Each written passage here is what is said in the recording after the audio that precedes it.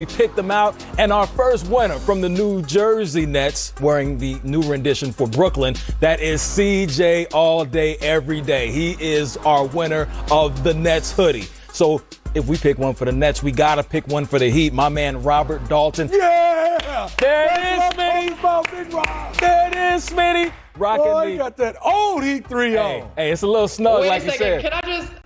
Can I just say this though? Like middle school? Dang, did he have to include that? Because that was, that was a long time ago, Smitty. Hey. It's okay. It's okay. That means okay. that Age ain't means nothing but a number. like Aaliyah once famously said, that jersey is vintage and that 3 in the Heat jersey is famous. And it started. Hey, Ro, when the next flight to L.A.? I don't know. We can get Okay. one. Let me see. Hold up. Let me pull it up right here. I think there's one leaving in the next hour. We can make that happen.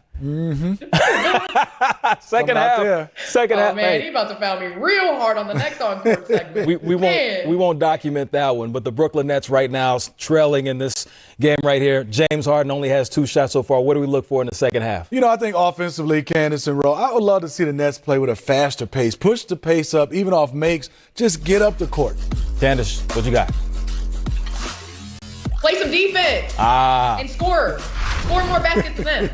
Hey, it's all about D. We got the second half coming up. BA and Grant Hill. You'll hear them when we return. It's the American Express. Still see images of Kobe and Kyrie at Team USA practice talking trash about going one-on-one. Kyrie paying homage and celebrating his OG, the late, great Mamba, rocking the Lakers jersey tonight as the Brooklyn Nets are getting ready to step in the building. 34 points per game for Kyrie. But Kevin Durant, you're the real MVP. 31 points per game this season at 7 and 5, and he's shooting 47% from 3. What? It's crazy. But then we talk about the bearded one. Changed his address. He is now in the 718, leading the league in assists, 2 triple-doubles so far since he's changed his address. You will see him on the screen tonight, 7:30 p.m. as we get ready to bring you to center court. NBA fans, what's good? You are now rocking with the best. As Ro Parrish here in Studio B is the Car Mix pregame. And of course, we're here to engage, enlighten, and entertain with the All-Star champion, Steve Smith, joining me. Looking dapper. I like the turtleneck. I appreciate that, Ro. And of course, without further ado, just go ahead and Google her resume, but I affectionately call her the MVCP. Candace Parker joining us remote. You fly as well. I see you. I appreciate you guys. I mean, it's not a turtleneck. I'm not on Smitty's, drip, but I'm getting there. Well, listen, you still dripping, and we know you're on the left coast, so the weather and the climate's a little bit different, but you still fly nevertheless. Appreciate you, Ro. So check this. In Candace Court last week, and we have another edition of Candace Court this week on another subject, but we were talking about the Brooklyn Nets last week and wondering if it will work. So far, we've seen them on the court offensively. A little mixed reviews. They've definitely been putting up points. But Candace, we're looking at the initiation of the offense. We see the numbers on the screen. James Harden's been doing this thing. Triple doubles, leading the league in assists. But then you see Kyrie since he's returned. Give me your thoughts on what you've seen so far from the new Big Three in Brooklyn. Well, honestly, the offense in Cleveland, to me, and that Cleveland series that they played was a lot different than the way that they played against Miami. In a Cleveland series, we saw a lot of the initiating of the offense by Kyrie. Kevin Durant was out one of those games, and it's difficult to go home, and that's what Kyrie was doing. He was going back to Cleveland where he played years and years and years, and so you saw him take a number of shots and not necessarily creating for his teammates as much as James Harden was, as we saw him before Kyrie had returned with Kevin Durant, initiating the offense, getting triple doubles, and that's what we've known James Harden to do. I would like to see that balance in between the Miami game as well as the Cleveland series, just because they're so dynamic and they're going to have to learn at some point who is best at creating and initiating the offense and not necessarily taking the shot. So I think they have played extremely well offensively in that Miami game. But I think you're going to still see one step back, 2 step forwards within this offense of trying to figure out who should get the ball and what touches when and where. Smitty, as this offense continues to develop and evolve, what would you like to see? What do you think would be the best way for them to go as far as the primary ball handler being for this team?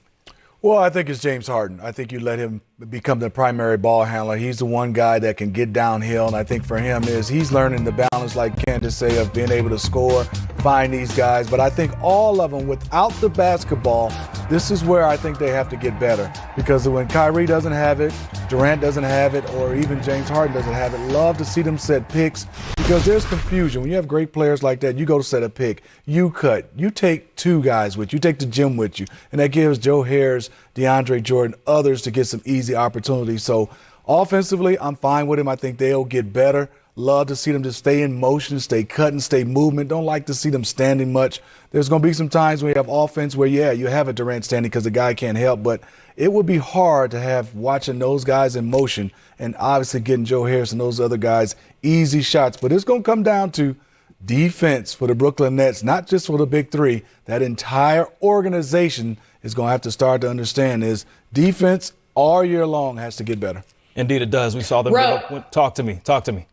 I'm sorry, I got to jump in. With what Smitty said, I think also just a stat that I would like to know is with the Brooklyn Nets, a hockey assist. Mm-hmm. Because I think sometimes people get the assist that directly leads to a basket, but Kyrie breaking somebody down and then, basically getting that hockey assist definitely helps the offense. And so I think if I'm Brooklyn and I'm their coaching staff, I'm keeping track of that because that's just as important. Hockey assists are important. Sharing is caring. That defense giving up 142 points to the Cleveland Cavaliers, who are near the bottom of the NBA in offense, that's something that they might want to address as they move forward. Well, as we proceed to give you what you need, the man who once wore number 33 in the Hall of Fame, Grant Hill, on the call tonight with Brian Anderson. Looking forward to hearing it. G, I have to understand your perspective so far watching this new Big Three as constructed. What are your thoughts? What are the early returns of what you've seen so far from this lineup in Brooklyn? Well, Ro, I think Candace and Smitty really summarized it best. I mean, I think you see an incredible offensive team, the firepower there, even as they are attempting to figure out their roles, their chemistry, putting it all together. They've already shown what it potentially can be. I mean, the offensive efficiency on the court with the Big Three this year is on track to be the most efficient offense in NBA history. Now, I know it's only a few games that's occurred, but conversely, the defense is so bad that it'd be on track to be the least efficient in NBA history. And so, I think it's a work in progress. Obviously, I agree with Smitty that James Harden has sort of fallen into that facilitator role. I think in talking to Coach Steve Nash, he wants Harden to still be aggressive. He still wants him to go out looking for his shots, not just, falling into that facilitator role completely.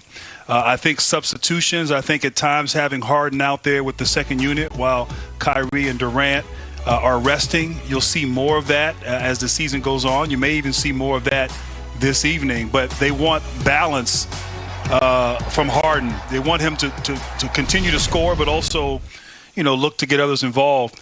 I think one of the interesting things that you have with this team is you have three great closers, three of the top, fourth quarter points, not just this season, but I think historically, but also three guys that are tremendous, if not the best isolation players in the league. And so the offense trying to find flow, find rhythm, ball movement when you have three great ISO players. You can always fall back on playing isolation basketball. And so Steve Nash, trying to incorporate some rhythm, some flow, some movement, some continuity to their offense, and doing it in games. You don't have the luxury of having practice. So three great players, elite players on the offensive end. We get a glimpse thus far of what it can be, and it's scary to think if they can figure it out throughout the course of the season, what this team on the offensive end can be at the end of the season. Grant, my question is isolation basketball and then also spacing. You played for Mike D'Antoni, and then also you played with Steve Nash. My question would be is all those guys are fantastic. All those guys are great driving downhill. Out of all those guys, even I'm putting Kyrie in this, which one of those guys you would love to see at times throughout half-court offense, maybe posting up, making the offense a little bit easy, scoring out of the post or even facilitating out of the post? That's a great question, Smitty. I mean, I definitely think Durant and Harden. I mean, I think these two guys can just score wherever they have size. Durant has the length the size matchup. And then Harden, he's a strong guy. You give him the ball with a live dribble 5-10 feet from the basket, that puts a lot of fear and pressure on any defense. And you also consider that with teams not posting up and not playing post defense, a lot of teams are not accustomed to defending that. And so, I think as the year goes on, Steve is not a guy who's